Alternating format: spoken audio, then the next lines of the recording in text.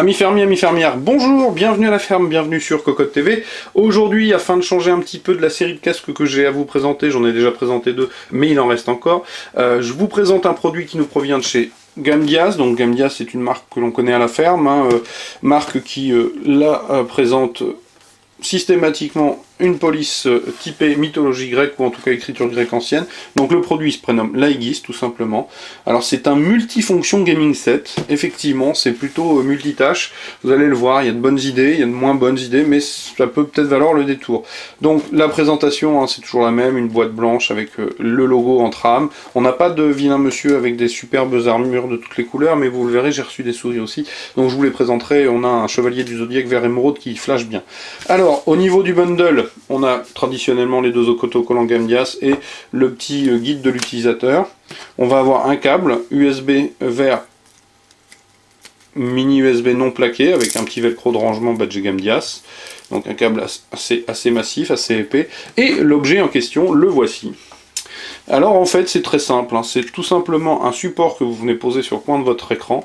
Et cette patte là sert tout simplement à faire support de casque. Alors ça pourrait être finalement un peu limité, mais Gamdias a eu la bonne idée d'y adjoindre des ports USB. Alors certes, le plus grand défaut c'est que quand vous l'avez face à vous, il faut aller chercher l'USB derrière.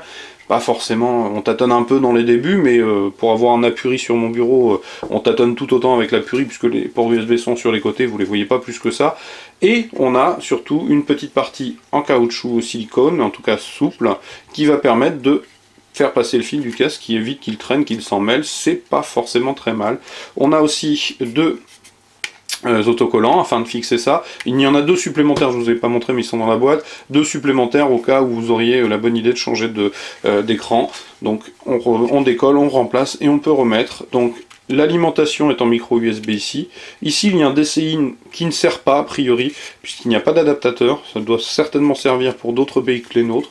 En tous les cas il est inutile, donc le micro USB et 4 USB en 2.0. C'est peut-être le défaut, ils auraient été en 3.0, j'aurais été un petit peu moins critique sur l'objet, parce qu'au final il a quand même un petit défaut, mais comme tous les mousses Bungie, sont des objets relativement, comment je dirais, gadget, mais quelque part indispensable quand on y a goûté. C'est un poil cher, 29 €. Je trouve que pour du 2.0, ça fait un peu cher. Il aurait été en 3.0, j'aurais dit il est dans le même, finalement les mêmes tarifs qu'un hub USB 3.0, mais c'est pas le cas. Les débits, je les présenterai dans le test écrit, sont somme toute du 2.0, voilà tout simplement. Donc il s'agissait du Gamdias Aegis.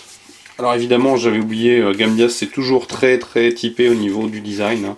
Vous verrez les souris, elles sont assez particulières, mais elles ne déméritent pas non plus.